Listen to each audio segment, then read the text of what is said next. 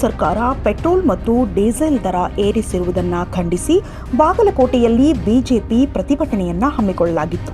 ಬಾಗಲಕೋಟೆಯ ಬಸವೇಶ್ವರ ವೃತ್ತದಲ್ಲಿ ಎತ್ತಿನ ಗಾಡಿಯಲ್ಲಿ ಬೈಕನ್ನ ಹೊತ್ತು ತಂದು ವಿಭಿನ್ನವಾಗಿ ಪ್ರತಿಭಟನೆಯನ್ನ ಮಾಡಲಾಯಿತು.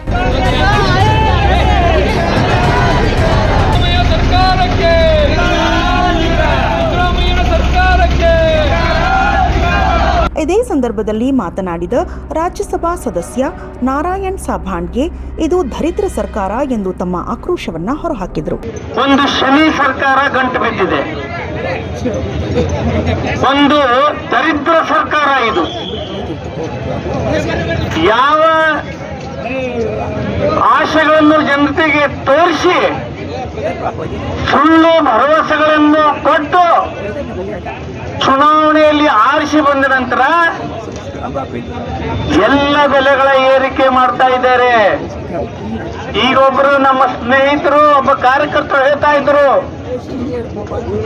ಕೇವಲ ಕಾರು ಬೈಕು ಇದರ ಎಣ್ಣೆಯನ್ನು ರೇಟ್ ಏರಿಸಿಲ್ಲ, ಎಲ್ಲಾ ಎಣ್ಣೆಗಳ ರೇಟ್ ಏರಿಸಿದ್ದಾರೆ ಅಂತ. ಇದು ಎಲ್ಲರ ಮೇಲೆ ಪರಿಣಾಮ ಬೀಳ್ತದೆ. ಕೇಂದ್ರ ಸರ್ಕಾರ ಪೆಟ್ರೋಲ್ ಡೀಸೆಲ್ ರೇಟ್ಗಳನ್ನು ಇಳಿಸಿದ್ರೆ ಈ ದರಿದ್ರ ಸರ್ಕಾರ ಸಿದ್ದರಾಮಯ್ಯ ಸರ್ಕಾರ,